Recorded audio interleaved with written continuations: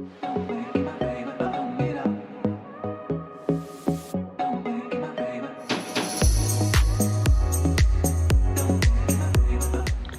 selamat pagi semuanya, anak-anak SMA Negeri 1 Negeri kelas 9. Kita berjumpa lagi dalam PJJ ke-12 Musik kelas 9. Pada kesempatan hari ini kita akan membahas tentang vokal grup bagian yang ketiga bersama saya Yohanes Rasul Tujuman SPD.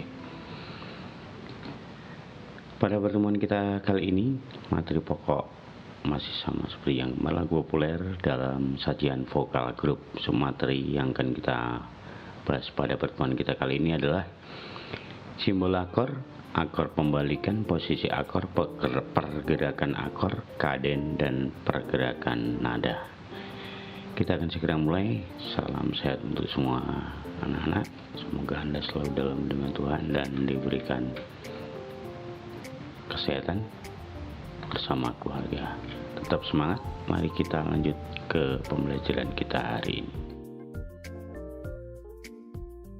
Kita akan yang pertama membahas tentang simbol akord. Kalau kemarin kita sudah membahas tentang jenis-jenis akor, ada mayor, minor, diminished, augmented, kemudian sus, ada kemudian penambahan, ada septim. Kita akan lanjut ke tentang simbol akor. Akor biasanya dituliskan berupa rangkaian not atau simbolnya atau dengan simbolnya maksudnya. Simbol akor antara lain berupa yang pertama dengan menggunakan angka Arab yang dilengkapi dengan huruf besar atau kecil untuk menyatakan sifat akornya, yakni M besar menyatakan sifat akor mayor dan M kecil menyatakan sifat akor minor. Contoh, 1 M besar itu berarti tingkatan ke-1 mayor, 2 M kecil berarti tingkatan kedua minor, 3 M kecil berarti 3 minor, 4 M besar berarti tingkatan ke-4 mayor, 5 M besar tingkatan ke-5 mayor, 6 M kecil berarti minor, 7 M kecil berarti minor. Yang kedua menggunakan angka Romawi. Angka Romawi besar menyatakan sifat akord mayor dan angka Romawi kecil menyatakan sifat akord minor. Contoh seperti tertulis di sini, 1 Romawi besar ini berarti mayor. Kalau memakai Romawi kecil ada titik 2 di atasnya, ini berarti 2 minor. Ini 3 minor. Kalau ini besar berarti mayor, tingkatan ke-4-nya mayor karena memakai Romawi besar. 5 Romawi besar berarti 5 mayor, 6 kecil berarti minor, 7 di minor. Huruf besar yang dilengkapi dengan huruf besar yang ketiga dengan menggunakan huruf besar yang dilengkapi dengan huruf besar atau kecil untuk menyatakan sifat akor mayornya, yakni M sama nih ya seperti tadi, M besar mayor, M kecil minor. Misalkan A besar dengan M besar berarti A mayor. Kalau D besar dengan dengan huruf M kecil berarti D minor. Jadi ada beberapa, masih ada lagi. Selanjutnya adalah dengan menggunakan huruf besar atau kecil. Kalau hanya menggunakan huruf besar berarti itu mayor. Kalau menggunakan huruf kecil berarti itu minor. Contoh, jika akor hanya ditulis dengan huruf saja, A kapital itu berarti mayor, tapi kalau A kecil berarti A minor. Simbol akor berikutnya adalah dengan menggunakan gambar. Yang pertama itu dengan gambar akor pada gitar seperti tertera di contoh di sini. Misalnya akor C mayor ditunjukkan dengan gambar chord gitar. Titik-titik ini adalah senar-senar gitar yang ditekan bagian mana. Kemudian senar gitarnya dihitung dari bawah. Kalau di sini bawah itu ada dari sebelah kiri, 1, 2, 3, 4, 5, 6 sesuai jumlah akor gitar. Kemudian kolom atau baris atau fret itu dihitung dari atas. Ini ada garis hitam. Ini fret 1, fret 2, fret 3, fret 4 dan seterusnya, atau bisa disebut dengan kolom. Kolom 1, kolom 2, kolom 3, kolom 4. Jika ada tanda 0 di atas simbol dari akor itu berarti senar yang di atasnya ada angka 0 ini tidak ditekan ya, sehingga ini untuk akor C mayor yang ditekan menjadi senar nomor 2 kolom 1, senar nomor 4 kolom 2, senar nomor 5 kolom 3. Cara bacanya akord itu kepada gitar itu seperti itu. Contoh yang lain misalnya untuk yang D mayor, senar nomor 4 tidak ditekan ya, kemudian senar nomor 3 ditekan dengan pada kolom ke-2, senar nomor 2 ditekan pada kolom ketiga, senar ke-1 ditekan pada kolom 2. Begitu cara bacanya dan seterusnya. Oke, ini kalau untuk C minor kok ada tulisannya 3 fret, ini berarti ini yang pertama ini dianggap nomor 3, berarti ini fret 3, fret 4, fret 5. Kalau di sini ini juga ada 3 fret, ini berarti dibaca fret yang ketiga, kolom yang ketiga, begitu dan seterusnya. Itu untuk membaca akord gitar. Nah, dengan gambar notasi balok seperti dulu pernah kita pelajari dengan tanda kunci G, C ada di sini, E, G ditulis dalam satu garis lurus ke atas, itu artinya dibunyikan bersama-sama seperti pengertian pada akor, sehingga ini berisi adalah C, E, G, D, F, A, E, G, B, F, A, C, G, B, D, A, C, E, B, D, F. Ini dituliskan akord dengan gambar notasi balok. Berikutnya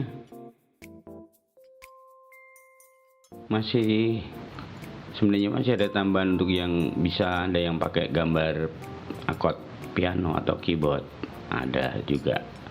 Maaf tidak sempat kami masukkan di sini. Kita sekarang ke pengertian tentang akor pembalikan. Jadi akor yang telah kita pelajari yang trinada dulu yang 1, 3, 5 itu ternyata ada variasinya yang lain. Kita lihat akor pembalikan ada 3 yang dimaksud dalam akor pembalikan, ada 3 jenis: posisi dasar, pembalikan pertama, dan pembalikan kedua. Apakah yang dimaksudkan dengan akor dalam posisi dasar? Akor dalam posisi dasar adalah akor yang nada terendah dari akor tersebut sekaligus berperan sebagai nada pertama atau bass dari akor tersebut. Contoh akor C mayor berisi menjadi not ke-1-nya C, juga sekaligus sebagai nama dari akor ini. Not ke-3-nya E, not ke-5-nya G. Ini C mayor ya, dalam posisi dasar. Jika dibalik melalui tahap pertama, akor atau disebut dengan pembalikan pertama, adalah akor yang nada dasarnya merupakan nada ketiga. Nada ketiga itu kalau di C tadi adalah E, sehingga susunannya menjadi 3, 5, 1, not ke-3, not ke-5, not ke-1, sehingga menjadi C mayor. Dalam pembalikan pertama itu E menjadi nada paling bawah sebagai nada bass, kemudian G tengah, C nada yang tinggi. Begitu. Ini pembalikan pertama, isinya tetap sama C, E, G, hanya kemudian nada bass, nada dasar paling bawah itu menggunakan not yang ketiga, sehingga ini disebut pembalikan pertama. Selanjutnya adalah akor pembalikan kedua, adalah akor yang nada dasarnya nada kelima atau queen. Contoh C tadi, C not ke-1, E not ke-3, G not ke-5. Sekarang not ke-5 menjadi nada paling bawah, kemudian not ke-1, not ke-3. Jika akor dibunyikan seperti ini, maka disebut sebagai akor pembalikan kedua. Contoh kalau ditulis dalam notasi balok C E G, karena akord C menjadi dasar dan sekaligus menjadi namanya, ini disebut akord posisi dasar. Kemudian akord pembalikan pertama menjadi E G, C not ketiga menjadi dasar atau menjadi bass. Untuk yang pembalikan kedua, not kelimanya yang menjadi dasar atau bassnya sehingga menjadi G, C, E, begitu. Jadi di dalam akord pembalikan ini ada 3, dasar, pembalikan pertama, dan pembalikan kedua. Kita lanjut. Sekarang cara menyusun dengan posisi akordnya bagaimana? Cara menyusun nada atau membuat harmonisasi yang sesungguhnya merupakan akord itu sendiri dalam aransemen paduan suara ataupun vokal grup dapat dilakukan dalam posisi terbuka maupun tertutup. Maksudnya gimana? Akord dalam posisi terbuka. Akord posisi terbuka adalah akord yang susunannya antara SATB, ini adalah sopran atau tenor, bass, atau suara tinggi dan suara rendah untuk anak, masih memungkinkan disisipi nada lain yang merupakan unsur akord tersebut. Contohnya nanti di bawahnya akan saya jelaskan. Sekali lagi, jadi ketika susunan akordnya itu masih bisa disisipi nada yang lain yang merupakan unsur akord tersebut disebut akord posisi terbuka dalam pengaransemennya. Akord posisi tertutup kebalikannya, ketika tadi ini memungkinkan disisipi nada lain, maka yang di sini akord posisi tertutup adalah akord yang susunannya antara SATB atau suara tinggi dan rendah untuk anak tidak dapat disisipi nada lain yang merupakan unsur akord tersebut. Berikut perhatikan contoh. Ini adalah posisi terbuka. Ini adalah akord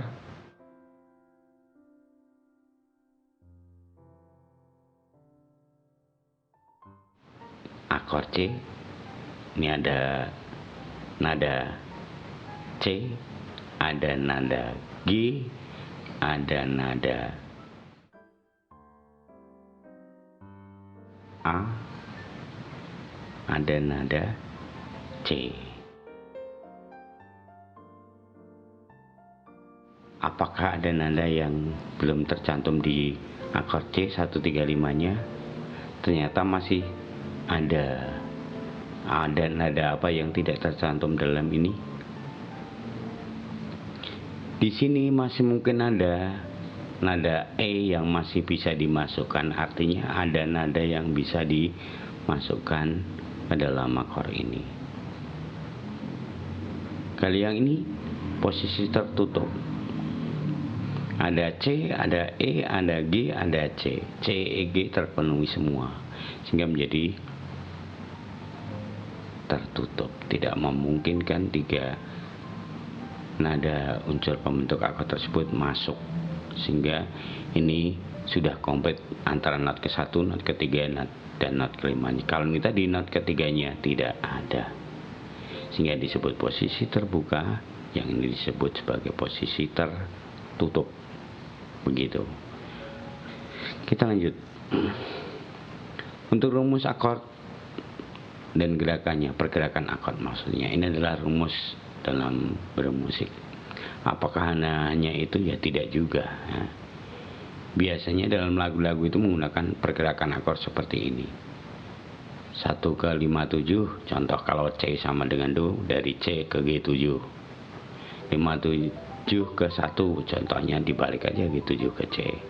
1 ke 4, contohnya C ke F. C 1 4 5 7, contohnya C, F, G7, dan seterusnya. 1 3 dim, 2 minor, dan 5 7, C, E dim 3-nya, 2-nya D minor, 5 7-nya G7. Begitu. Ini langsung bisa untuk yang sudah bisa bermusik bisa dilatihkan, untuk yang belum sebagai pengetahuan saja. Begitu. Untuk berikutnya kita bicara tentang kaden. Apakah yang dimaksudkan dengan kaden? Kaden di dalam musik mempunyai arti perhentian. Sebuah perhentian dapat bermakna bahwa musik atau kalimat lagu berakhir secara tetap atau sementara. Kalau dalam bahasa Indonesia semacam tanda baca, koma, titik, dan lain sebagainya pada bahasa. Macam-macam kaden. Di sini ada 4 yang saya perkenalkan. Ada yang pertama kaden sempurna, yaitu pergerakan dari akor 4, 5 ke 1. Ini kalau di C sama dengan Do, maka ini F, G, C. Pergerakan ini sering digunakan. Dengan penggunaan kaden ini, maka sebuah kalimat lagu dirasakan telah berakhir, seperti halnya tanda titik dalam suatu kalimat pada bahasa Indonesia.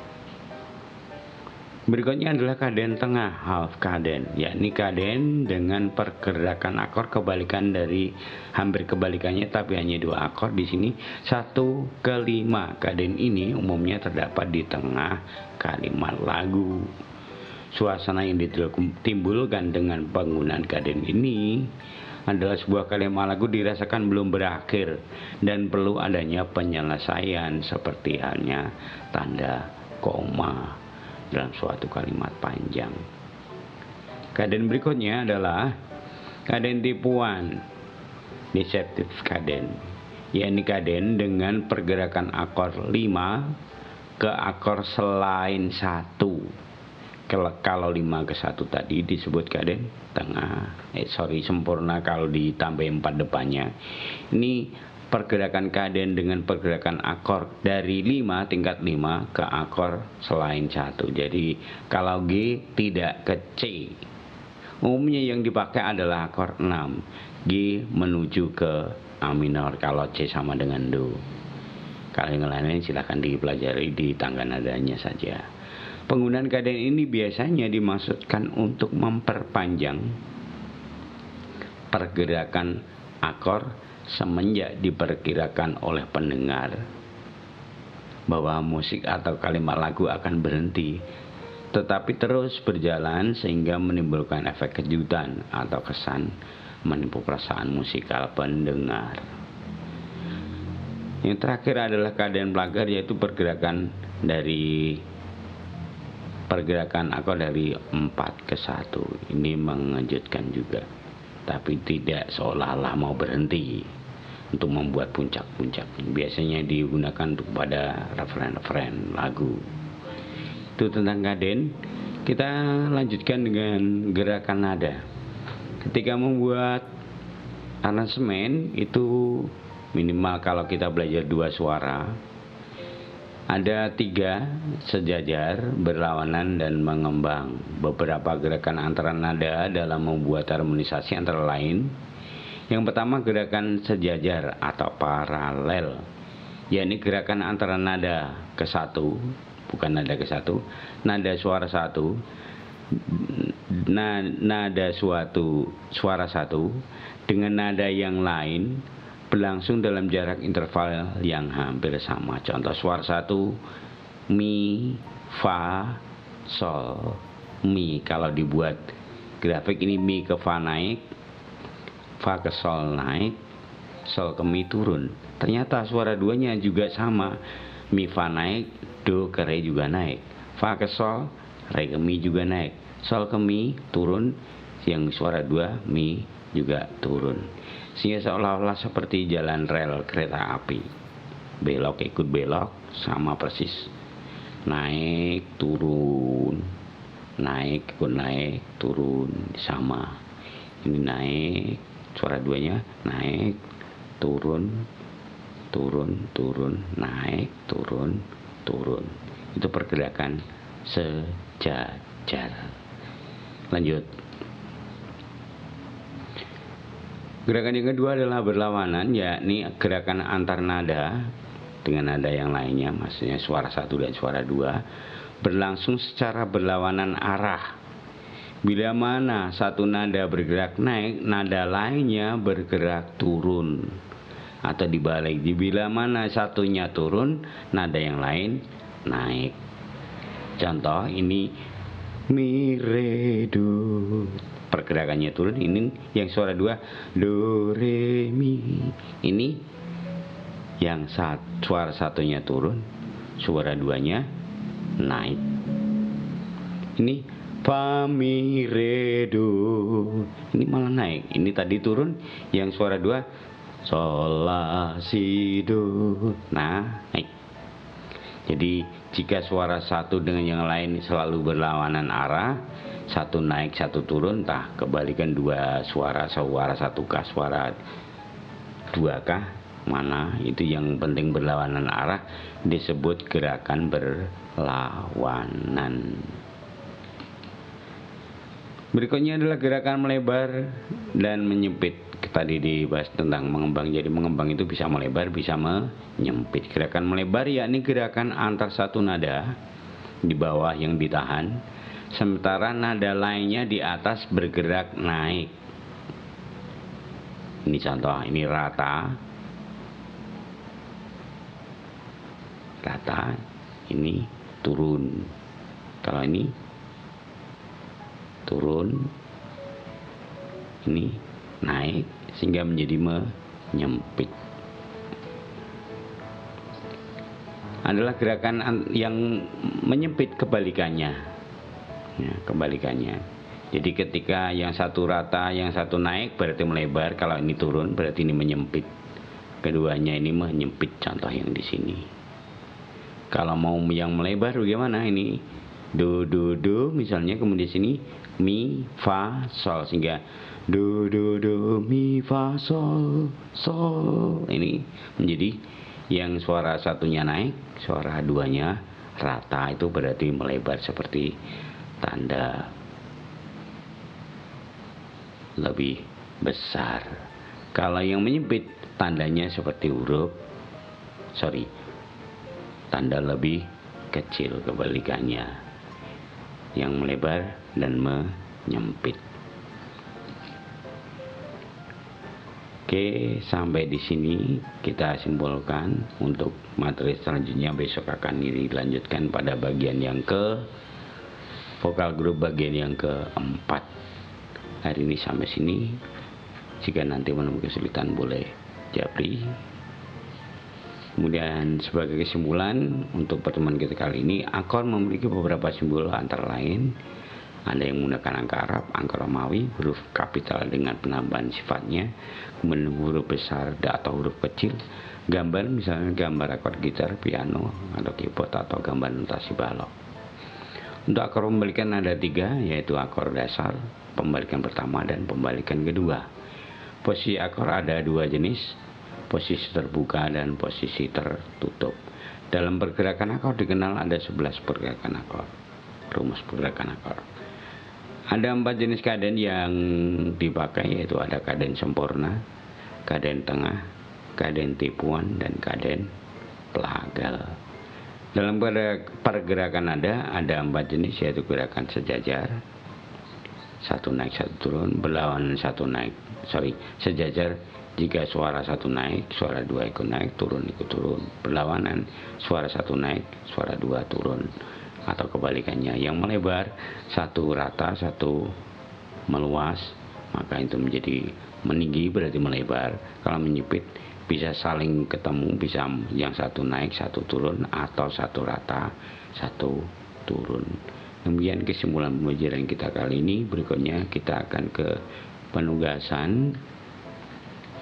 Lakukan presensi di jam pembelajaran Anda di setiap tanggal pembelajaran Anda dengan link sebagai berikut: https://id/presensi/pjj12/musik 9/12. Ini langsung bisa diklik di sini yang melihat YouTube.